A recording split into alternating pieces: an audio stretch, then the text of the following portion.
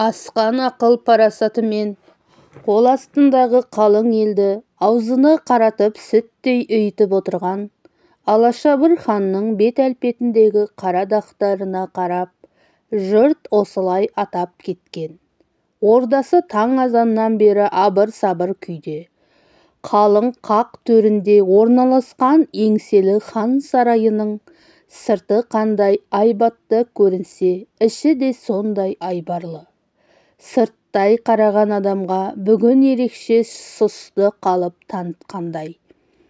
Күйдірілген қызыл қыштан әсемделіп соғылған сарай ішіндегі алтын тақта қисая отырған ханның ашаң жүзі қара барқынданып кеткен.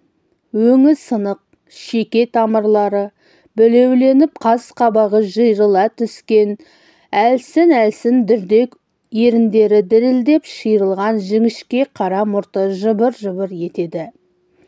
Қанталаған қос жанары сарай ішіндегілердің қимыл қозғалысын қалт жіберер емес. Жерге кіріп кетсе де, қызымды алып қашқан сұмырайды таптырып, өз қолыммен бақыртып бауыздаймын. Көңілім жай таппас, әйтпесе бұл жайттың жеті атамыздан бері хан тағына иелік етіп келе жатқан біздің әулеттің сүйегіне өшпестей таңба болып жабысары хақ. Іштен шыққан шұбар жылан сенің де сазайыңды тартқызармын бәлем. Ауыр ойлар еңсесін езіп, басын шырмауықтай шырмаған сайын жаралы жолбарысша күдірейе түседі.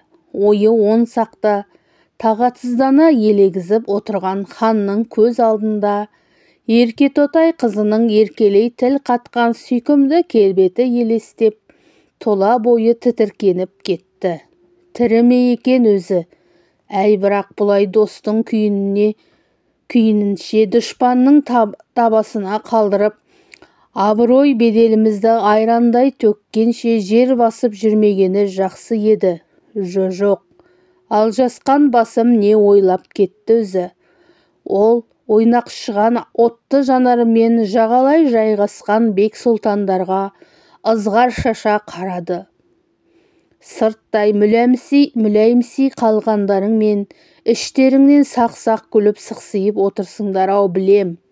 Мен бәріңді де білем, кімнің ішінде не болып жатқанын. Сарай ішіндегілерді көзімен бақылап отырған қаһарлы хан шоқша сақалды, қушиған қара шалға көзінің астымен сұстия қарады. Араға сөз жүгіртіп, біреуді біреуге айдап салып, өзін түк білмегендей тымпиып жүретінің мен бәрін бүлдіретін сен екеніңді білем. Орайыңды тауып, өмірем қаптырмасам, тыныш ұйықтата қоймассың, кәрі қақпас. Хан ойын аяқтай алмай, сарай есігі айқара ашылып, өркеуде Есербай батыр жанына ерткен қос нөкерімен, қолына кісен салынған жас жігітпен қызы Айкөнімді алып кірді. Алдыға суырылып шығып, өңмеңдей басып келе жатқан Есербай батыр хан тағына тақай бере көк найза ұстаған оң қолын кеудесіне апарып, маңғаздана тізе бүкті. Құдіретті күшті хан ием, тапсырмаңызды орындалды. Қаратаудағы үңгірге тығылған жерлерінен ұстадық. Хан оның сөзіне онша құлақ аспады. Ләм-мим деп тіл де қатпады. Кең тыныстады да, босағадан аттай бере қан сөлсіз сөлбірейіп қалған қызына көз тастады. Сарай маңында еркек кіндікті құрып қалғандай, жаман жәутікпен көңіл қосып жалғыз аттының соңынан ергенің қалай, құлыным? Мұндағы үлде мен бүлдеден бас тартып, айдаладағы таутасты кезген пақырдың етегінен ұстағаныңнан не пайда табам деп ойладың? Қолыңнан қақпай, маңдайыңнан шертпей-ақ өсіріп едім. Сондағы көрсеткен қызық рахатың осы ма? Ханның басы айналып, көзі қарауытты. Бойындағы ыстық қаны шапшыл басына шықты. Ойнақшыған отты жанары қашқын жігітке қадалды. Басына пұшпақ бөрік, үстіне мауыты шекпен киген. Оның бет-әлпетінен ешқандай қаймығып қамыққандық байқалмайды. Демін ішіне тартып, үн-түнсіз бедірейе қалған.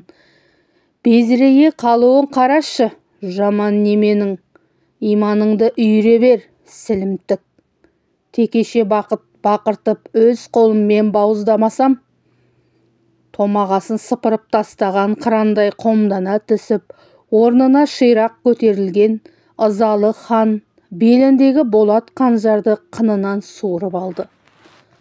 Барымташы батыр, аузыңа қан құйылар, алдында айтар арыз уәжің болса айтып қал.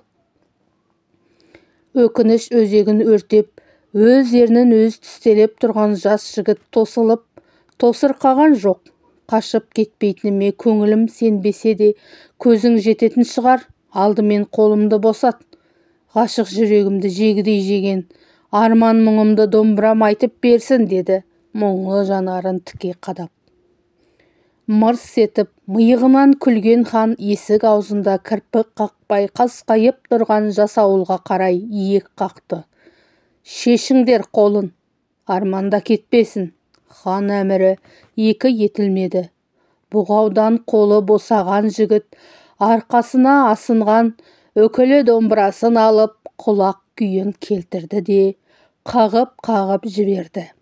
Сол-ақ екен, домбыра көмейінен ауыр күрсінген адамның даусы естілгендей болды да, іле-шала күмбірлеген қоңыр үнге ұласты. Бірте-бірте күйшінің домбыра шертісі күшейіп, сарай ішінде сезім арбайтын сиқырлы әуен қалықтады. Ойын аулап, бойын баурап бара жатқан әуезді сазға елтілген алаша бір хан қолындағы қанжарын қынына салып, тағына сылқ етіп отыра кетті. Егіз ішектен төгілген сырлы сарыңдар перне басқан сайын қырық құбылып жанын тебірентті. Көңілдің шуылын, желдің әулеуін, қамыстың сусылын, торғайдың шырылын, қарғаның қарқылын құлағына әкелді.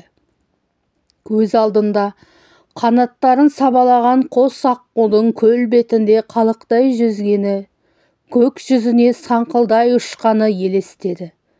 Кенет мылтықтың шаңқ еткен даусы шыққандай болды да, екі көзі жұмулы күй ырғағымен тербетіліп отырған хан селк ете түсті. Сол мезет сыңғырынан айрылған жалғыз аққудың сыңсыған үні жетті құлағына. Бұл не өзі? Шынымен домбыраның үні ме? Неткен ғажап! Қатулы қабақ бір түйіліп, бір жазылды. Шабыттана шиыршық атқан күйшінің домбыра қағысы одан сайын жиілеп, бір сәт сарай ішін мұңды әуен кернеді. Лықси төгілген қайғылы сарыңдар арасынан жас қыздың орны толмас, өкінішпен өксіген зарлы даусы құлағына жеткенде, ханның жүрегі лүпілдей соғып, төбе қиқасы шымырлады. Мынау менің ай күнімнің даусы ғой. Шылдырлаған шолпыда, сыңғырлаған сырға да соныкі. Иә, бәрі. Бір уақытта күңірене күмбірлеген домбырасының үстіңгі шегін тарс еткізіп үзіп жіберген күйші босап кеткен астыңғы ішекті сабалап отырып қалды. Жалғыз ішекті қанша ұрғыласа да, тарсылдаған, шаңқылдаған, шиқылдаған мағынасыз дыбыстардан басқа тартымды ештеңе шығар емес. Осы кезде жанарынан тарамдалып аққан ыстық жас, сақалын жуған кәрлі хан сезім селін тоқтата алмады. Орнынан сылбыр көтеріліп, күйші жігітке жақындап келіп, сыбырлы үнмен салқын ғана тіл қатты. Қызымды алып қашып қан басымды масқаралағаның рас. Бірақ сен жалғыз-ақ адамның, яғни менің ғана алдымда кінәлісің. Ал күй бүкіл қазақтың рухани азығы. Сенің өліміңді мойныма жүктесем, сауықшыл қалың елімнің алдында күнәһар боларым хақ. Сол үшін қызымды да өмірімді де қидым. Махаббаттарың баянды болып, Мына күңіренген домбыра, өмірде қос шектей шертіле беріңдер қарақтарым. Кесімді сөзін айтып, кесек мінез танытқан кемеңгер хан жүгіріп келіп құшағына енген қызының маңдайынан иіскеп бауырына қысты. Бағанадан бері бастарын төмен салған күйі, тұнжыраған қалып танытып, іштерінен тынып отырған бек сұлтандардың да жүздеріне жылылық лебі есіп, өзара қауқылдаса бастады.